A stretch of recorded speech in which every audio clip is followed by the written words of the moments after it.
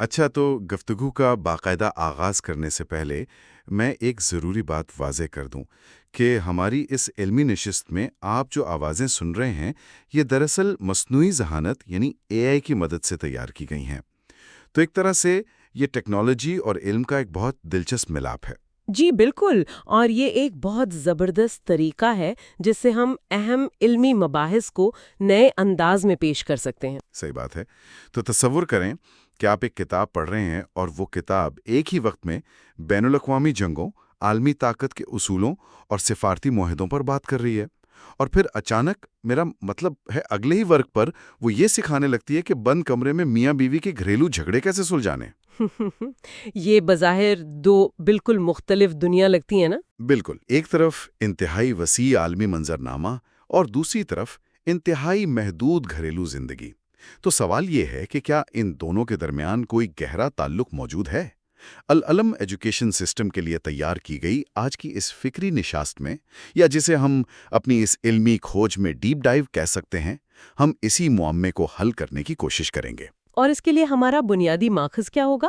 ہمارا موضوع ہے قرآن مجید کا 28واں پارہ، یعنی قد سمع اللہ، اور اس کا ہم ایک بہت گہرا جائزہ لیں گے مفکر اسلام ڈاکٹر اسرار احمد رحمۃ اللہ علیہ کے مشہور فکری مطالعے بیان القرآن کی روشنی میں، کیونکہ یہ پارہ محض چند صورتوں کا مجموعہ نہیں ہے، بلکہ ایک اسلامی ریاست کے خد و خال، اس کی خارجی پالیسی اور انقلابی جدوجہد کا ایک مکمل بلو پرنٹ ہے۔ دیکھیں، یہ جو تضاد آپ نے شروع میں بیان کیا نا، کہ ایک طرف عالمی غلبے کی بات ہے اور دوسری طرف گھریلو معاملات کی، دراصل یہی تو اس پارے کا سب سے بڑا کمال ہے۔ وہ کیسے؟ ذرا اس کی وضاحت کریں۔ یعنی انہیں ہم اس 28ویں پارے کو اس کے وسیع تر تناظر میں دیکھیں تو یہ ایک مکمل منطقی سفر ہے۔ یہ سفر فرد کی اصلاح سے شروع ہوتا ہے، پھر خاندان کی اکائی کو مضبوط کرتا ہے، اس کے بعد وہ معاشرے کو ایک نظریاتی قوم میں بدلتا ہے، پھر اسی قوم کو بین الاقوامی چیلنجز کا سامنا کرنا سکھاتا ہے، اور آخر میں سب سے دلچسپ بات، دوبارہ لا کر اسے گھر کی دہلیز پر کھڑا کر دیتا ہے۔ واہ، یعنی جو انقلاب ہم نے عالمی سطح پر برپا کرنا ہے اس کی اصل نرسری یا تجربہ گاہ انسان کا اپنا گھر ہے۔ بالکل، یہ ایک دائرہ ہے جو فرد سے شروع ہو کر واپس فرد پر ہی ختم ہوتا ہے۔ تو چلیں اس سفر کا آغاز اس پارے کی پہلی سورت سے کرتے ہیں، سورۃ المجادلہ۔ میرا ذہن سیدھا اس واقعے کی طرف جاتا ہے جس سے سورت کا آغاز ہوتا ہے۔ وہ خاتون خولا بنت ثعلبہ جو اپنے شوہر کے ایک ظالمانہ رویے کے خلاف نبی اکرم صلی اللہ علیہ وسلم کے سامنے بحث کر رہی ہیں، اور پھر آسمانوں سے ان کے حق میں فیصلہ آ جاتا ہے۔ جی ہاں، یہ واقعہ تاریخ کے لحاظ سے تو بہت اہم ہے ہی، لیکن اس میں ایک ریاست کے لیے بہت بڑا پیغام پوشیدہ ہے۔ میں یہی پوچھنے والا تھا کہ ایک ریاست کے دستور کے طور پر اس کی کیا اہمیت ہے؟ اس کی اہمیت اس معاشرتی اور نفسیاتی اصول میں ہے جو اس واقعے کے ذریعے قائم کیا گیا۔ دیکھیں، سورۃ المجادلہ کا بنیادی سبق یہ ہے کہ معاشرتی اصلاح کی بنیاد محض پولیس، عدالت یا تھانے کا نظام نہیں ہو سکتی۔ صحیح۔ ریاست چاہے کتنی ہی طاقتور کیوں نہ ہو جائے، وہ ہر گھر کے اندر، ہر بند کمرے میں تو پہرے دار نہیں بٹھا سکتی نا۔ تو خاندانی اور معاشرتی مسائل کا اصل حل جو اس صورت میں بار بار دہرایا گیا ہے، وہ یہ یقین ہے کہ اللہ ہر بات سن رہا ہے اور دیکھ رہا ہے۔ یعنی وہ احساس باخبری۔ بالکل، جب تک معاشرے کے افراد کے اندر یہ شعور بیدار نہ ہو کہ ان کی خلوت اور جلوت کا ایک ایک لمحہ کسی اعلیٰ ترین ہستی کی نگاہ میں ہے، تب تک دنیا کا کوئی بھی قانون انہیں ظلم کرنے سے نہیں روک سکتا۔ لیکن یہاں مجھے ایک الجھن ہوتی ہے۔ انسانی تاریخ ہمیں بتاتی ہے کہ محض ایک اندیخے خدا کا تصور جرائم کو روکنے کے لیے ہمیشہ کافی ثابت نہیں ہوا۔ تو کیا قرآن صرف اسی احساس پر انحصار کر رہا ہے، یا اس کے پیچھے کوئی عملی نظام بھی موجود ہے؟ یہ آپ نے بہت اہم نقطہ اٹھایا ہے۔ قرآن محض ایک مجرد یا فلسفیانہ تصور نہیں دے رہا، بلکہ وہ اس احساس باخبری کو تقویٰ کی شکل میں ایک باقاعدہ اندرونی پولیس فورس بنا دیتا ہے۔ اندرونی پولیس فورس؟ یہ تو اصطلاح بڑی دلچسپ ہے۔ جی، مطلب جب ایک فرد کو یہ پختہ یقین ہو جائے کہ جس زیادتی کو دنیا کی کوئی عدالت ثابت نہیں کر سکتی، اسے میرا خالق براہ راست دیکھ رہا ہے، تو یہ ایک ایسا نفسیاتی دباؤ پیدا کرتا ہے جو انسان کو خود احتسابی پر مجبور کر دیتا ہے۔ صحیح، یعنی جب اینٹ مضبوط ہوگی تو عمارت خود بخود مستحکم ہو جائے گی؟ بالکل ایسا ہی ہے، اور یہی وہ بنیاد ہے جس پر معاشرے کی سب سے چھوٹی اکائی یعنی خاندان مستحکم ہوتا ہے۔ اگر یہ اندرونی احتساب نہ ہو تو ریاست کا بیرونی قانون صرف مجرموں کی تعداد تو گن سکتا ہے، جرم کو جڑ سے اکھاڑ نہیں سکتا۔ یہ بات بالکل منطقی ہے۔ اچھا، اب اگر ہم اس مضبوط فرد اور خاندان سے نکل کر ریاست کے ذرا بڑے کینوس پر آئیں تو اگلی سورت الممتحنہ ایک بالکل نیا اور سچ کہوں تو تھوڑا سا سخت اصول پیش کرتی ہے۔ آپ نظریاتی سرحدوں کی بات کر رہے ہیں؟ جی بالکل۔ آج کے دور میں جہاں بارڈرز ختم ہونے کی اور گلوبل ولیج کی باتیں ہوتی ہیں، وہاں یہ صورت کہتی ہے کہ اہل ایمان کی دوستی اور دشمنی کا معیار صرف اور صرف نظریہ ہے۔ تو کیا اس کا مطلب یہ ہے کہ اگر کسی کا سگا بھائی یا کوئی بہت قریبی رشتہ دار اس نظریے کا مخالف ہے تو اس سے قلبی تعلق توڑ لیا جائے؟ یہ تو بظاہر انسانی فطرت کے خلاف محسوس ہوتا ہے۔ بظاہر یہ بہت کڑا اور فطرت کے خلاف اصول لگتا ضرور ہے، لیکن اگر ہم ایک خالص نظریاتی ریاست کی بقا کے زاویے سے سوچیں تو اس کے سوا واقعی کوئی چارہ نہیں ہے۔ وہ کیسے؟ دیکھیں، سورۃ الممتحنہ جس دور میں نازل ہوئی، اس وقت مسلمان مکہ سے ہجرت کر کے مدینہ آ چکے تھے۔ ان کے سگے ماں باپ، بہن بھائی، وہ سب مکہ میں کافروں کے کیمپ میں بیٹھے تھے۔ ڈاکٹر اسرار احمد رحمۃ اللہ علیہ اس بات پر بہت زور دیتے تھے کہ جب حق اور باطل کی حتمی کشمکش کا وقت آ جائے تو وہاں خون کے رشتے، لسانیت یا جغرافیہ کوئی معنی نہیں رکھتے۔ مطلب آئیڈیالوجی سب سے اوپر ہے۔ جی، اگر ایک نظریاتی ریاست کے شہری اپنے نظریاتی دشمنوں کے ساتھ محض اس لیے قلبی محبت یا خفیہ دوستیاں رکھیں گے کہ وہ ان کے رشتہ دار ہیں تو وہ ریاست تو اندر سے بالکل کھوکھلی ہو جائے گی نا۔ صحیح بات ہے، جاسوسی اور بغاوت کے راستے کھل جائیں گے۔ بالکل، یہ نظریاتی وفاداری کا وہ کڑا ٹیسٹ ہے جس پر کسی قسم کا کوئی سمجھوتا نہیں کیا جا سکتا۔ ریاست مدینہ کی خارجہ پالیسی کی بنیاد دراصل یہی اصول تھا۔ یعنی جب بات ایک بہت بڑے مشن کی ہو تو پھر ذاتی وابستگیاں قربان کرنی ہی پڑتی ہیں۔ اچھا، جب ایک ریاست اپنے نظریے پر اتنی سختی سے قائم ہوگی تو لازمی بات ہے کہ اس کا ٹکراؤ ان طاقتوں سے ہوگا جو اس نظریے کو برداشت نہیں کرتی۔ بالکل، اور یہی چیز ہمیں اگلی سورۃ الحشر کی طرف لے جاتی ہے۔ جی، جہاں بیرونی خطرات اور بین الاقوامی تنازعات کا ذکر ہے۔ اس میں وہ جو غزوہ بنو نذیر کا واقعہ ہے وہ مجھے ہمیشہ بہت دلچسپ لگتا ہے۔ وہ مدینے کا ایک انتہائی طاقتور قبیلہ تھا۔ ان کے قلعے ناقابل تسخیر سمجھے جاتے تھے، لیکن وہ بغیر کسی بڑی جنگ کے محض چند دن میں ہتھیار ڈالنے پر مجبور ہو گئے۔ یہ سب اتنی جلدی کیسے ہوا؟ سورۃ الحشر دراصل اسی نفسیاتی جنگ اور اللہ کی قدرت کاملہ کا پردہ چاک کرتی ہے۔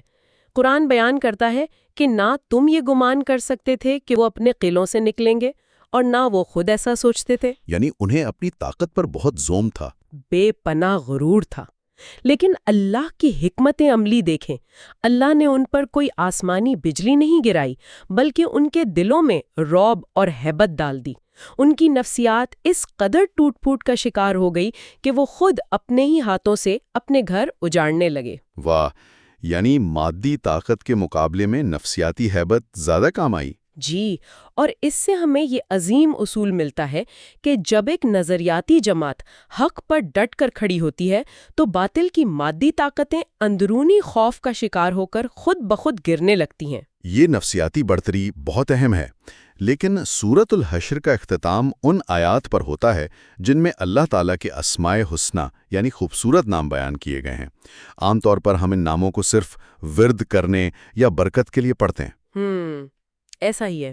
تو غزوہ بنو نذیر اور جنگی حکمت عملی کی بات کرتے کرتے اچانک ان صفات الہی کا ذکر، اس کے پیچھے کیا میکانزم یا فکری وجہ کام کر رہی ہے؟ دیکھیں، یہ نام محض برکت کے لیے نہیں ہے بلکہ یہ اس نفسیاتی برتری کے اصل خوراک ہیں۔ ڈاکٹر صاحب فرمایا کرتے تھے کہ جب ایک مسلمان غلبہ دین کی انقلابی جد و جہد کے لیے میدان میں نکلتا ہے تو اسے بے وقت دو چیزوں کی ضرورت ہوتی ہیں۔ کون سی دو چیزیں؟ ایک تو باطل کے سامنے مکمل بے خوفی اور دوسرا اپنے رب کے سامنے مکمل عاجزی۔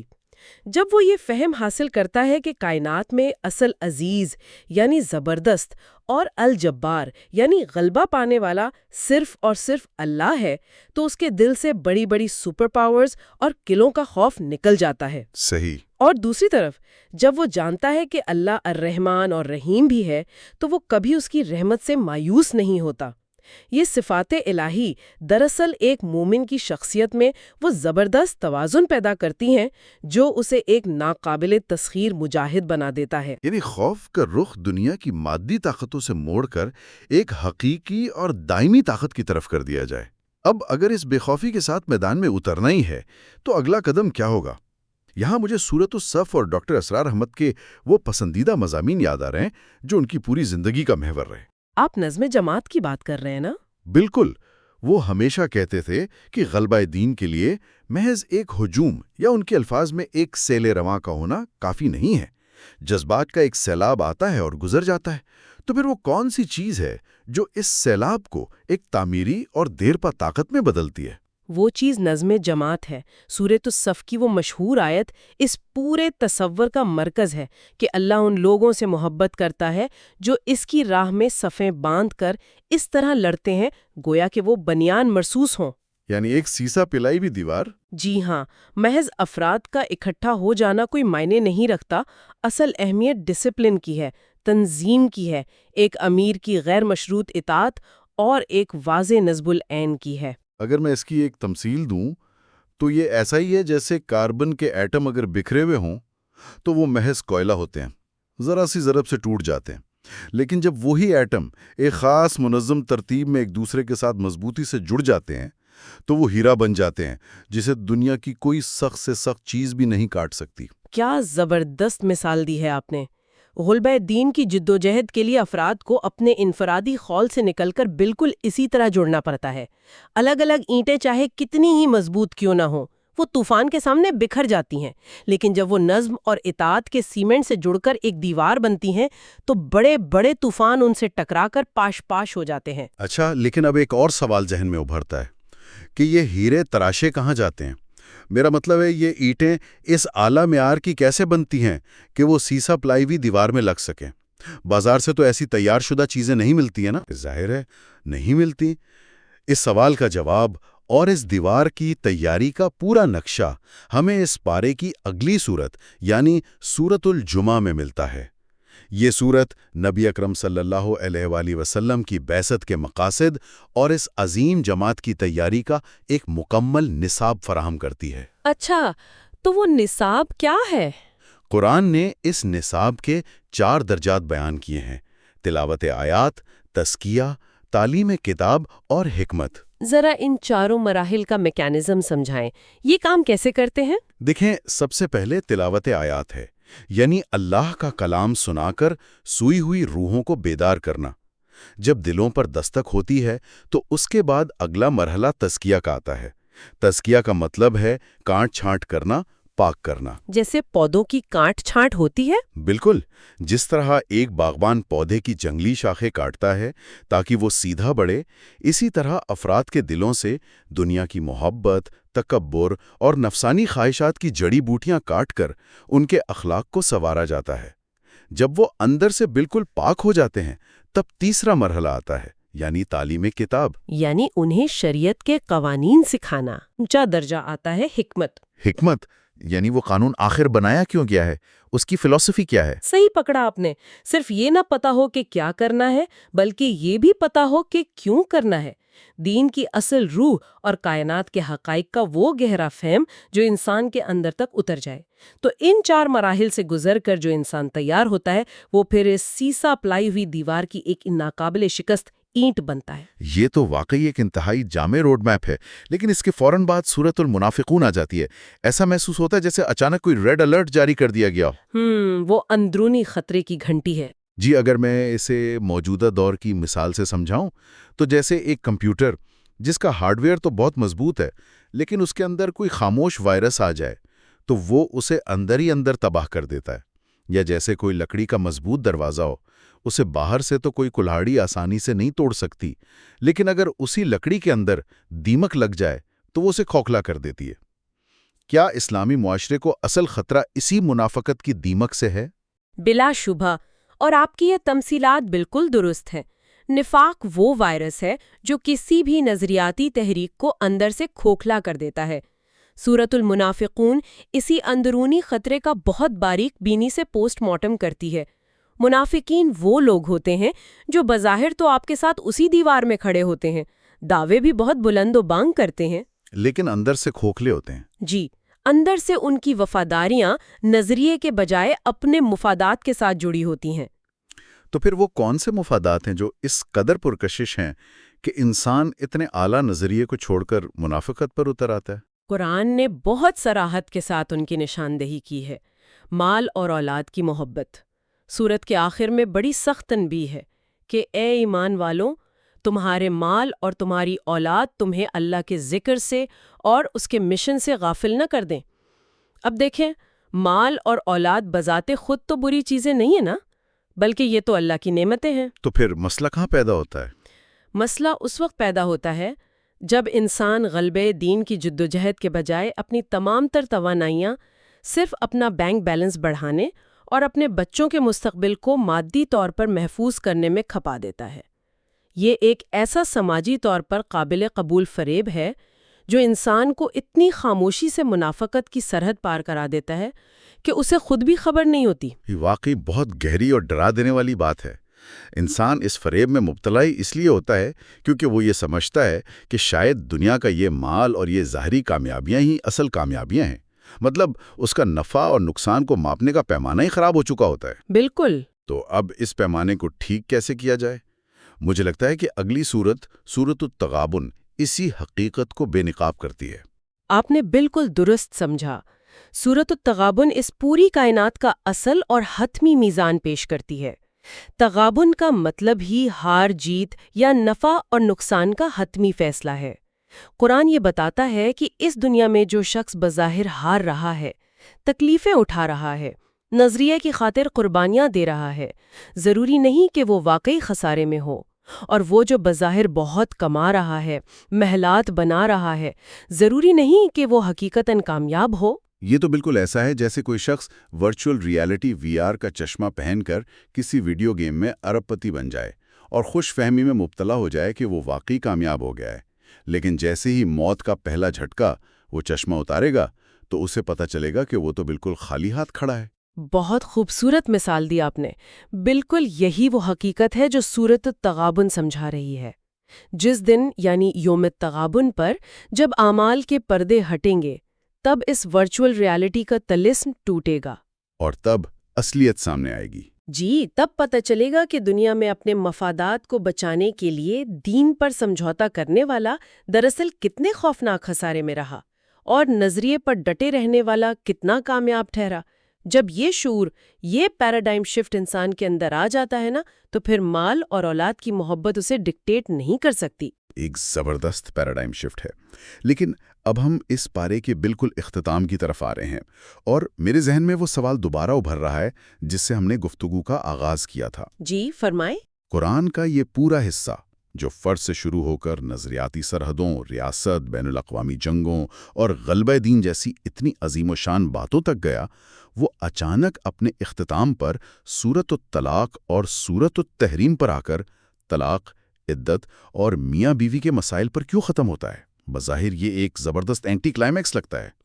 بظاہر ایسا ہی لگتا ہے۔ مطلب پوری دنیا فتح کرنے کی باتیں ہو رہی تھیں اور اچانک ہم طلاق کی عدت گننے لگ گئے۔ دیکھیں، یہ کوئی اینٹی کلائمیکس نہیں ہے، بلکہ یہ اس پورے قرآنی نظام کا سب سے کڑا اور عملی امتحان ہے، ایک لٹمس ٹیسٹ کہنے سے۔ جب انسان کے پاس طاقت آتی ہے، خواہ وہ ریاستی سطح کی ہو یا انفرادی سطح کی، تو وہ اس کے دماغ کو خراب کرتی ہے۔ طلاق خاندانی زندگی کا سب سے تلخ اور جذباتی مرحلہ ہوتا ہے۔ بالکل، اس وقت تو انسان آپے سے باہر ہوتا ہے۔ جی، جب تعلقات ٹوٹ رہے ہوں، غصہ اور نفرت عروج پر ہو اور انتقام کے جذبات بھڑک رہے ہوں، عین اس وقت انسان کے پاس طاقت ہوتی ہے کہ وہ دوسرے پر ظلم کرے۔